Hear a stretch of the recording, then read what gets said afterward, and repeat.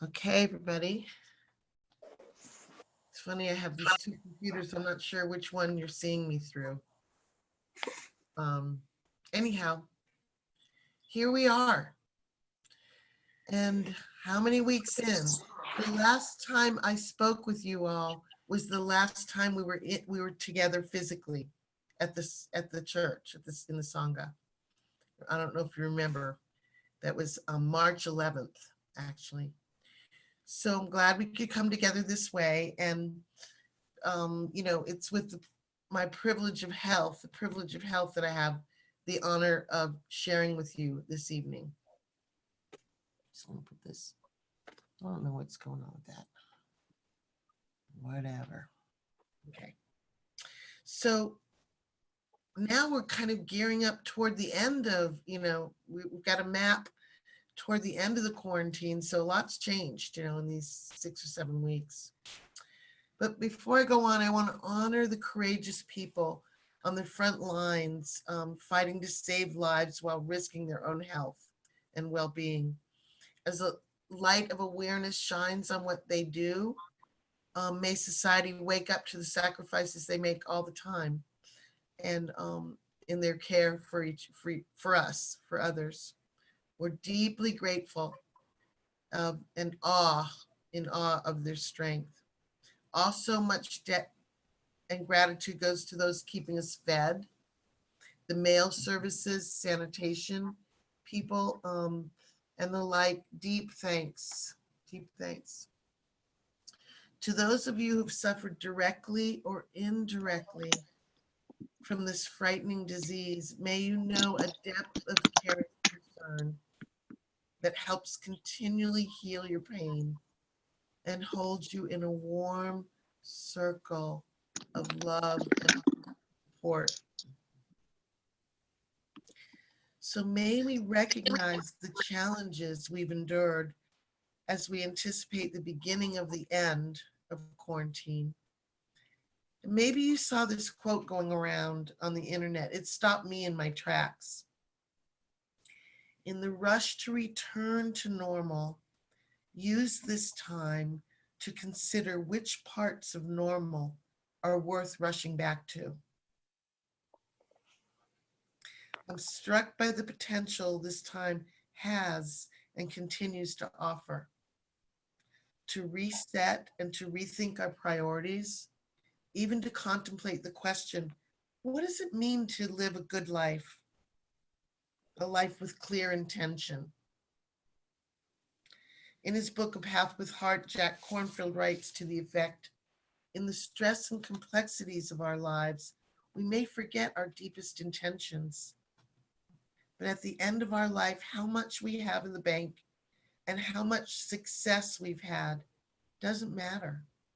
What we wonder is very simple. Did I love well?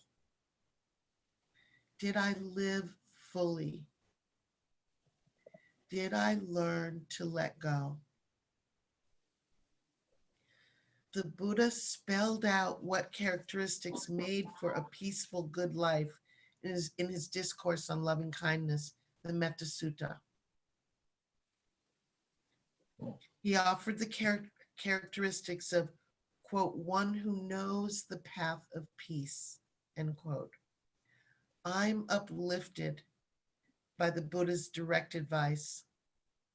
He said one should be, quote, able and upright, straightforward and gentle in speech, humble and not conceited, contented and easily satisfied, unburdened with duties, and frugal in their ways, peaceful and calm and wise and skillful, not proud and demanding in nature. I like that he said it clearly and directly. Quote, this is what should be done by one who is skilled in goodness.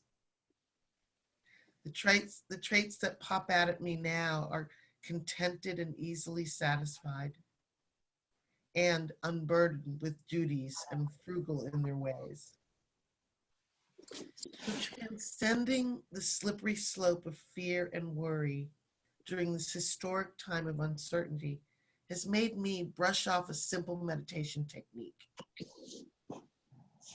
that I want to share with you. Simply put, if we're conscious, we're aware. But we're going to bring full attention to all that is present in awareness and hold it with deliberate loving kindness as we observe the continuous change each moment. I learned this from Ajahn Sumedho last June, but it's taken me until recently to appreciate its simplicity and accessibility. This awareness practice can be turned on in a second to cover many more hours of the day. So I'd like to invite you to try it. Now, let me just say an option some of you might like is to imagine for a time that you are a dog or a cat. Listening, relaxed in your body, your furry body, aware of everything without judgment, constantly aware of this moment, these sounds, smells, shifting visual objects, not hanging on to what just happened and not anticipating what's next. Just dwelling peacefully, always ready to give and receive love. So please, if you will just for a minute, close your eyes gently and open to this field of awareness that is right here and now. See what is present. What's here? Don't leave anything out. Don't judge anything. Just witness it.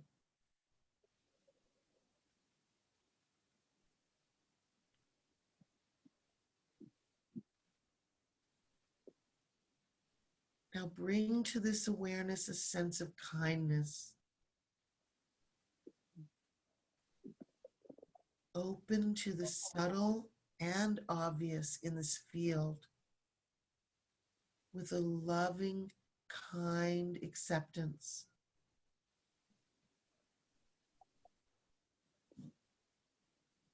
Use the word silently, now this, now this.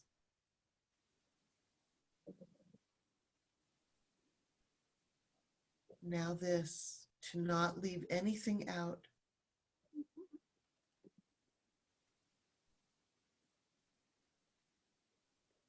Observe constant change.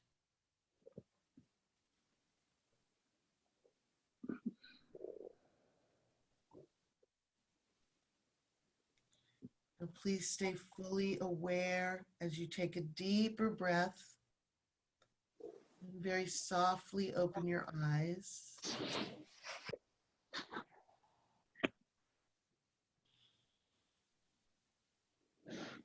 So opening to the field of awareness with or without being a pet is a trick to get out of the head and into the body. The head that complicates things, the thoughts that entangled us, and into the body which is always in the present. The present is the only place where peace can be found. Meditation master Ajahn Amaro says, now somebody's not muted. I don't know who it is, but anyway, somebody could see if they're not muted. Ajahn Amaro says the purpose of meditation is not to make the essence of the mind become more peaceful or alert. It's already utterly peaceful, utterly pure. But those qualities get occluded, covered over, and obscured by the flow of one's days and activities, waking, sleeping, engaging with others, and the 10,000 things that we do. He says meditation is not about trying to create something special, to get to a special state. Meditation's more about uncovering what has always been and always is here. Throughout this pandemic, haven't we truly seen how we're all connected, literally, and how much we help each other? Humans are displaying the best qualities of human. So many examples of kindness and goodness. People have been sewing masks, delivering food, teachers reaching out to their students in extraordinary ways. And people are giving and giving. Of this field of awareness, Ajahn Sumedho says it's imbued with love. And to embrace whatever is present takes a nanosecond.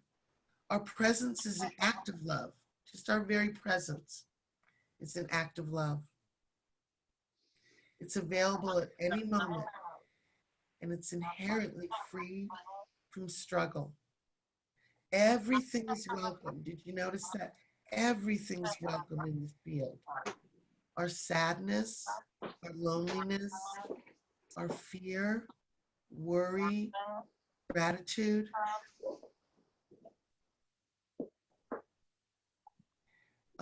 Just as our judgment, anger, disgust, and hurts, it all deserves our loving attention.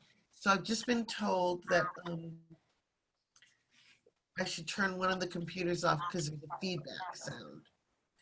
So that's a good question. How do I turn?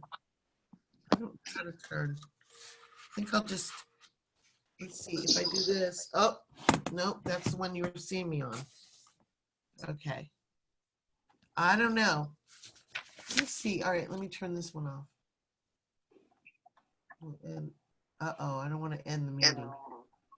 I'm afraid to turn it off, Denise. Sorry. Sorry about the feedback sound. So, knowing our own vulnerable nature is to know another's. Knowing our own fear and worry helps us to be sensitive and connected with each other. In our willingness to feel what we feel, we naturally empathize when another seems scared or worried. Our natural compassion comes forth. Slowing down with a more spacious mind and heart, we see we're all in this boat together. We can choose to relax for the ups and downs and help each other.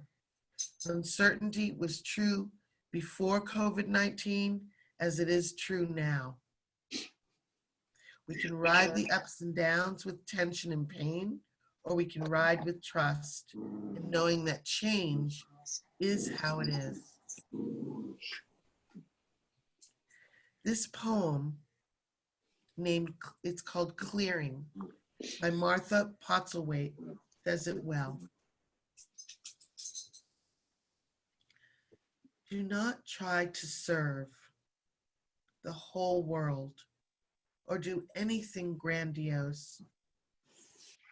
Instead, create a clearing in the dense forest of your life and wait there patiently until the song that is yours alone to sing falls into your cupped hands and you recognize and greet it. Only then will you know how to give yourself to the world, so worthy of rescue. In the rush to return to normal, use this time to consider which parts of normal are worth rushing back to. A couple of weeks ago, I saw how kindness and compassion offered how to be in harmony with the field of awareness when it contained very obnoxious sounds. Open to the field of awareness, and it was not pleasant. I sat down outside in a sunny spot for a lovely, restful time. And just as I got comfortable, the loud scream of a mower began. The first thoughts were negative. This is going to be a distraction. It's annoying. I'm disappointed. but quickly inviting thoughts of kindness and compassion, I saw thoughts of gratitude arise and thought about how that person has a job to do. This is the sound of them getting it done, and that will bring satisfaction. That person has a task, a sense of purpose during this pandemic. May they be content, and may I be content and happy with my job, which is to rest now. Soon the sound was gone, and I was aware of the sound of the breeze through the trees, wind chimes, and then a car starting, all arising and passing the field. And I could remain at ease through acceptance, witnessing the field wide open and changing. We start where we are with an attitude of adventure, non-judging, using our imaginations as a vehicle. What can I discard from my previous approach to my one wild and precious life, as poet Mary Oliver wrote? What I know now is that I can, in fact, wear a pair of jeans every day for 2 weeks. No problem. I can go a long time without a haircut. I can exercise at home and take longer walks. I can be less busy and calmer. I have more energy doing more of what I want and less optional tasks. The gardens never look better. I'm connecting with others, consoling and listening to those having a harder time of it. Have you noticed it's easier to be mindful at a slower pace? Noticing the body and where there's tension, remembering thoughts are just thoughts and we don't have to buy in. I've found I can more easily get out of my head and be in the body like a furried friend. I don't always succeed at this. Sometimes the thoughts win to get me all twisted up and out of sorts. That's when I need to open to the field of loving awareness and do a long sit or eat again, or exercise, or get outside. In the rush to return to normal, use this time to consider which parts of normal are worth rushing back to. No matter how often I fail, I cherish the Buddhist guidance, especially I wish to be humble and not conceited, gentle in speech, unburdened with duties, and frugal in my ways. As he said clearly and directly, this is what should be done by one who's skilled in goodness. Knowing awareness is the only thing that can change behavior. I am hopeful. Thank you so much for listening, for your attention.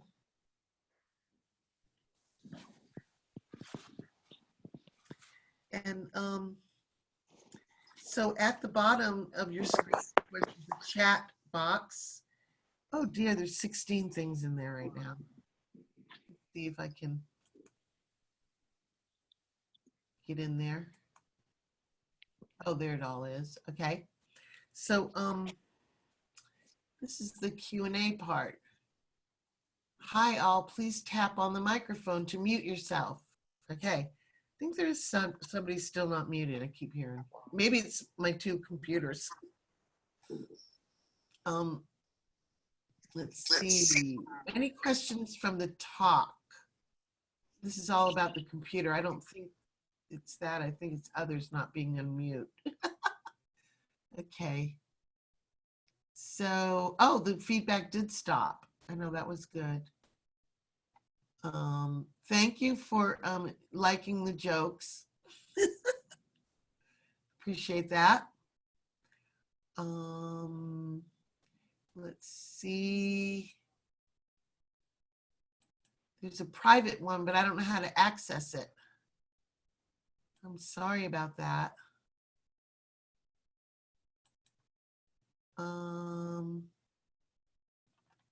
So I guess what I'll do is go to the announcements, and then if anybody wants to put on a question, we can do that. You can do that while I look up. I learned that from Joy last week. Let's see, here we go.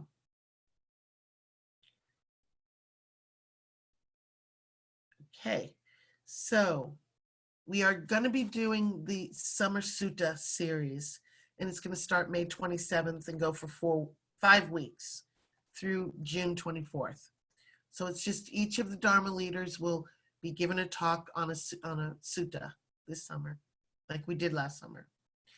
The Beyond the Basics class with Ward on the Divine Messengers. Check the website for registration information. It's Tuesdays, 2 in May and 2 in June. You'll see all the information on the website. Let's see, in 2 weeks, our Dharma leader in training, trainee, Larry DeWalt, will be giving his talk. So we want it, and that's May 13th. There won't be the annual Sangha picnic on May 24th, and Mark Nunberg event has been canceled for now. Summer book discussion for beginners and experienced practitioners. 2 Zoom sessions, so you can go on the website and sign up June 4th and July 9th from noon to 2, led by Joy. She does an amazing job. The book is The Little Book of Being by Diana Winston. See Joy's contact info on the website to register. Check our website, imccharlotte.org, for other upcoming events. One of these events is our normal every first Wednesday of the month. You have the opportunity to join a small group. It's a practice discussion meeting with the Dharma leader. In fact, that'll be me next week. So you'll receive a Zoom invitation, just like this meeting.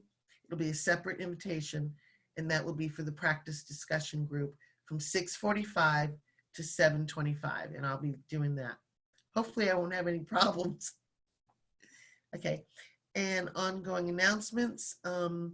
So if you are able, please, only if you are able at this time, the Sangha does have ongoing expenses, so anything you might contribute is appreciated, but no pressure. So it's on the website, all that information, how to contribute. Okay, let me see if there are yet any other questions.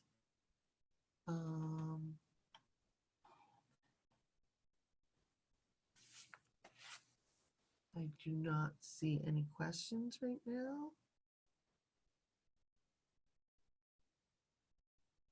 Let me see. It looks to me like that's all. It's all about the muting and how happy everybody is that the feedback stopped. Okay.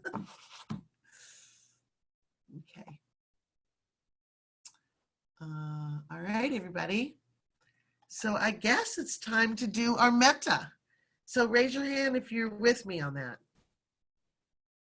Okay, good. Thank you.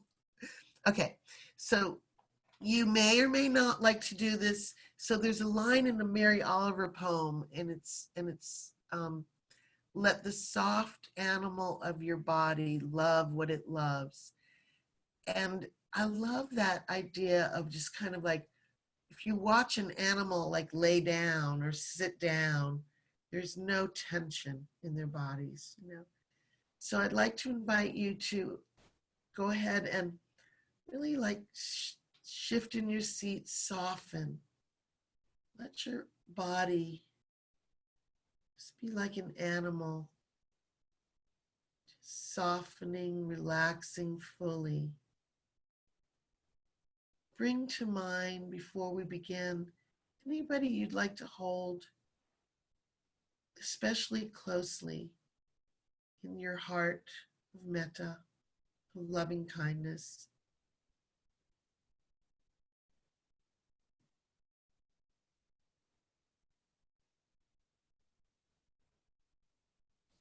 And then we will begin with the person that the Buddha said, you can travel the whole world. You won't find anyone more deserving of your loving kindness than yourself. So turn your loving kindness right back to yourself and wish yourself these wishes. You can repeat silently if you like. May I be protected and safe.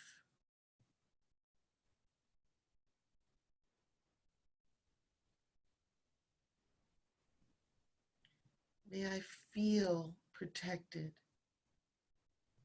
and feel safe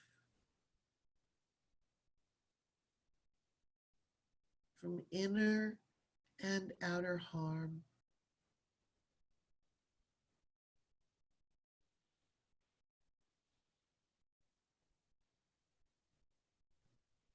May I have mental happiness.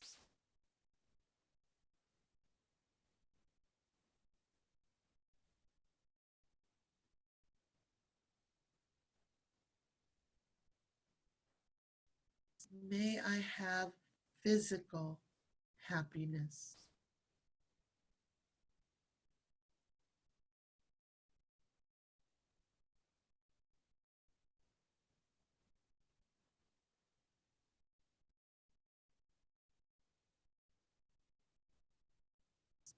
May I be free from worry, from anxiety. May I be free from any suffering.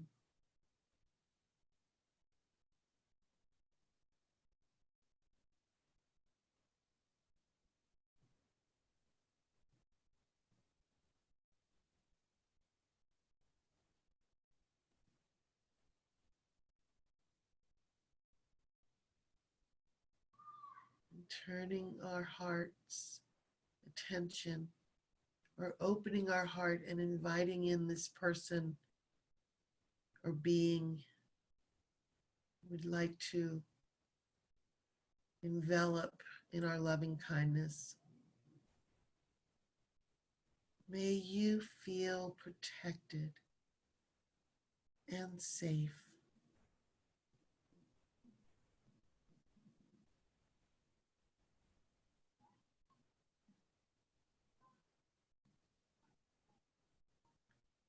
May you be safe from inner and outer harm.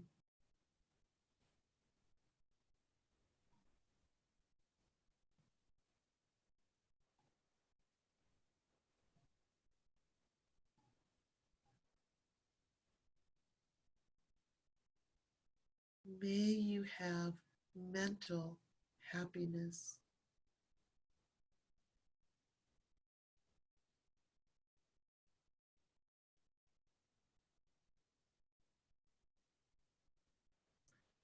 May you have physical happiness.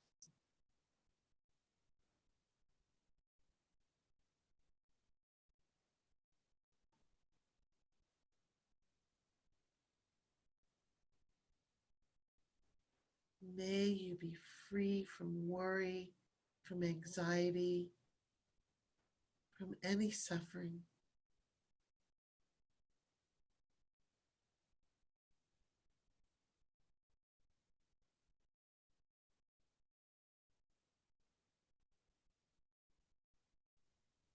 May you be free.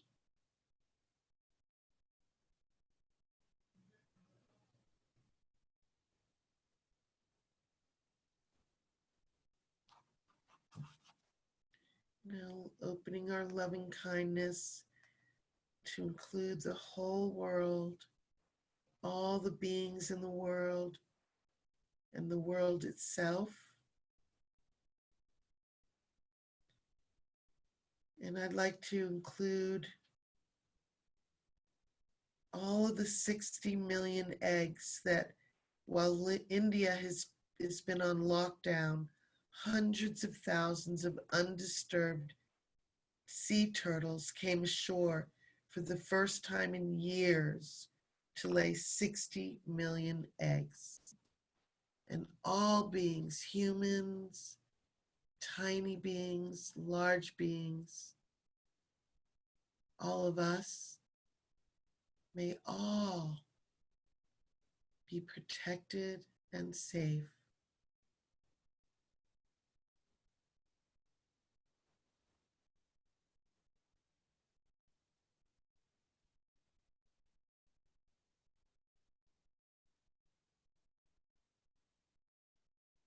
May all have mental happiness.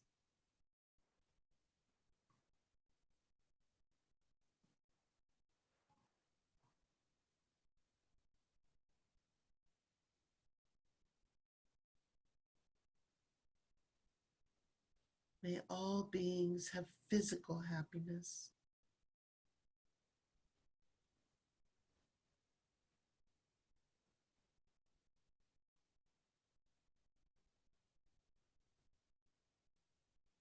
May all beings be free from anxiety, worry, from any suffering.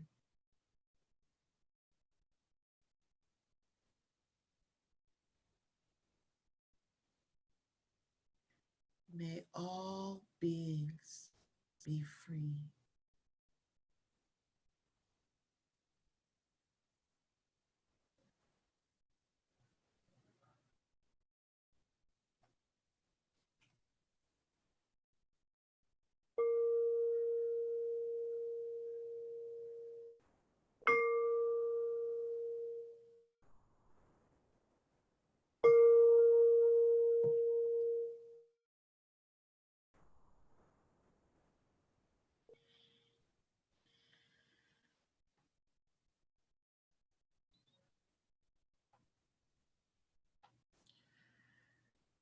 Been so lovely being with all of you. If you don't mind just staying for one moment so I can take a picture of this situation that I can share with my colleagues